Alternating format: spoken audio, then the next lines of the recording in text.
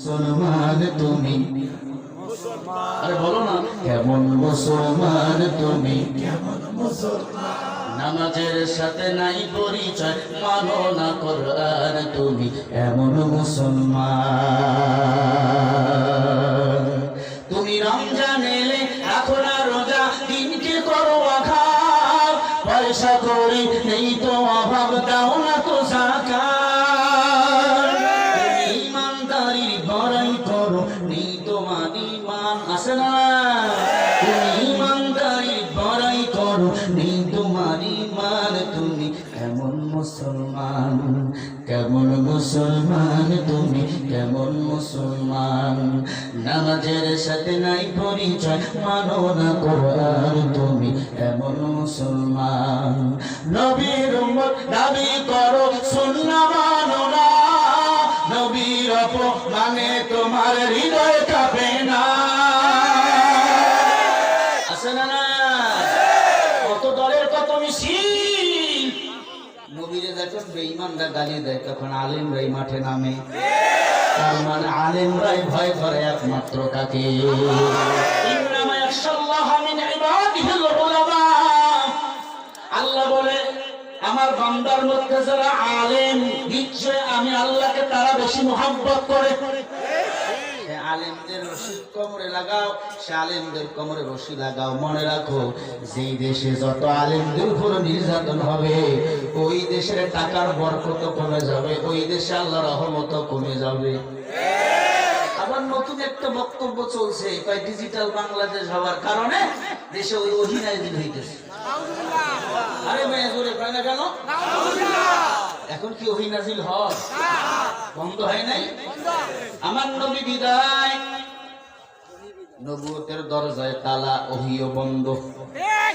এখন একদলই কয় ডিজিটাল বাংলাদেশ হওয়ার কারণে ওহী নাযিল হইতেছে, এই জন্য দেশ নাকি আগাইতেছে।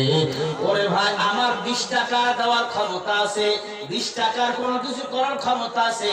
কারো কাছ থেকে 200 টাকা ঋণ করে যদি মানুষকে আমি দেখাই আমি বড় ভালো চলতেছি, ওই টাকার ঋণ পরিশোধ আমি করতে পারবো কিনা, এই চিন্তা ভাবনা আমার মাথায় থাকা দরকার। এই চিন্তা ভাবনা যদি কারো মাথায় না থাকে, হয় সে ঘর ছেড়ে পালাবে, না হয় সে পাগল ছাড়া ভালো হতে পারে না। বেজার হইতেছে? আল হাক্কু মুররুন, হক কথা একটু তিতা হয়, আর তিতা খাইলেই বাকি রোগে অ্যালার্জি চুলকানি ভালো হবে। একদল আছে খালি দেখবেন চুলকায়, কিরে তুই চুলকাইস কেন? আমার অ্যালার্জি। ও দেখবেন বেগুনের কাছে গেলেই চুলকায়, কিরে বেগুন নিবি? কয় না। কে? কয় কোনো গুণ নাই, ওর নামেই বেগুন। এমন কিছু মানুষ আছে বেগুন না, ওর কোনো গুণ নাই। গান দেখলে লাফায়, কোরআনের মাহফিল দেখলেই চুলকানি শুরু হয়ে যায়। বেগুন না, বেগুন না মানুষের জন্য আল্লাহর জান্নাত না। আর আমাদের দেশে তো বুদ্ধিজীবীর অভাব নাই। রাত 12টার পরে টক শোতে বইয়া যত ফেতনা আলেমদের বিরুদ্ধে লাগায়। কিছু হুজুরও আমরা বাংলাদেশে বেরিয়েছি, কথা কয় না কেন? ভাইরাল টপিকস নিয়ে শুধু কথা কয়। হ্যাঁ, ওর কোনো কথা নাই। আর শুধু আলেমের বিরুদ্ধে কোন হুজুর কয় টাকা নিল। আর বেটা, এখানে যদি কোন হুজুর বয়ান করে 2 লক্ষ টাকা নেয়, তোমার দ্বারা ফায়দা হবে এবং তোমার টাকা দিয়ে হুজুরের মাদ্রাসা চলবে, মসজিদ চলবে।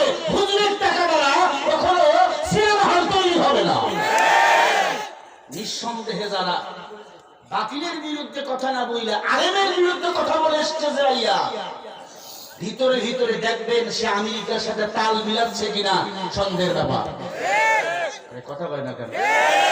এই ঠিক তো কম, পেঁচটা আপনারাই লাগান। এই কইলাম এটা, আগামীকাল লাগাই দিবে আর হুজুরের লাইগা। দেখছেন বাঁশটা কেমনি দিল? বাঁশ আমরা দেই না, বাঁশ আমরা খুলাই। কথা বল না কেন?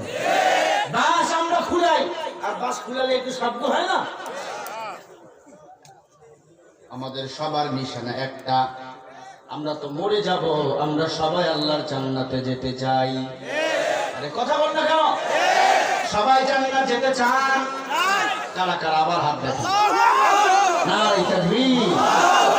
আল্লাহ আমাদের আমাদের সবাইকে আপনি জান্নাতি হিসাবে কবুল করেন।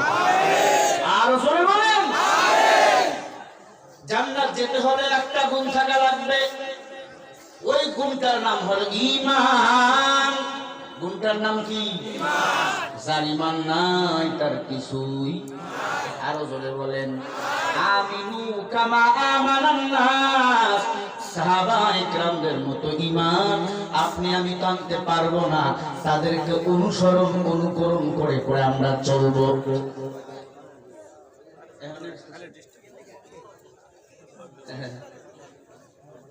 শুরু করি নাই রে ভাই, 1 ঘন্টাও তো 11টা, এখন 10টায় যদি কোন 1 ঘন্টা বানাই তো না না, উনি আসলে আমি ছেড়ে দেবো, কোনো টেনশন নাই। আমি তাকে অনুসরণ অনুকরণ করি, কারণ কুয়াকাটা হুজুর দামাত বরকাতুহু বাংলাদেশের একটা রত্ন। কম ষড়যন্ত্র তার বিরুদ্ধে হয় নাই, কথা বলে না কেন? আল্লাহ পাক যতই ওনার বিরুদ্ধে ষড়যন্ত্র করছে বাতিল্লা, ততই ওনার ইজ্জত বাড়াইছে। ওনার ওয়াজ এখন ভ্যানে চলে, ট্যাক্সিতে চলে, নসিমনে চলে, করিমনে চলে।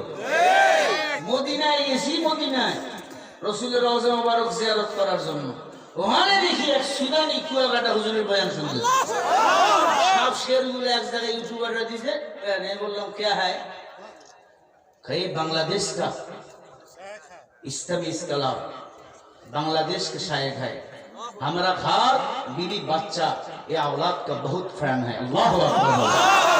आई बोललाम ताके चेनेन? ता शेख हफीजुर रहमान सिद्दीकी दाअमत बरकातुहू। হ্যাঁ আমি তার বড় পছন্দ। আমি বললাম জানেন এনার বাড়ি কোথায়? ভাই বাংলাদেশ। এই নবী নতুনদের দ্বারা তো বাংলাদেশকে মানুষ চেনে, তোদের মতো ওই রাঘব বোহালের জন্য বাংলাদেশকে মানুষ চেনে না।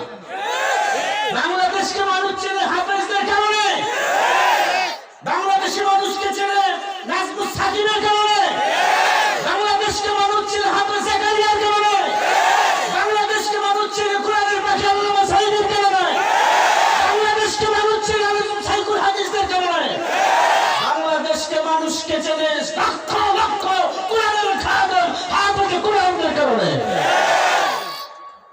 কারণ তোর তামাশা তুই কানাডায় বাড়ি বানাবি, আর আমারও তামাশা আমরা জান্নাতে আল্লাহর বাড়ি বানাবো। আল্লাহর জান্নাতে আমরা বাড়ি বানাবো, এটা আমাদের চাওয়া, ঠিক না? ঠিক। দিলের মধ্যে ভয় কখন আসতেছে আর কখন আমাকে ছেড়ে দেওয়া লাগবে। সম্মান নিয়ে যদি ফিরে যেতে পারি, আল্লাহ পাক রব্বুল আলামিন আপনাকে আমাকে সম্মানিত করবেন, জান্নাত পর্যন্ত পৌঁছে দিবেন। এই সম্মান হলো কোরআন ও ইসলাম। কোরআন ও ইসলামের জন্য আপনাকে আমাকে কুরবানি করতে হবে।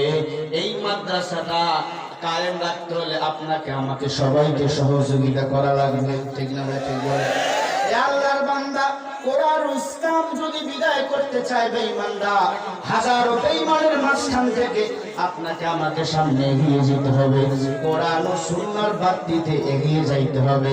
বাতিলদের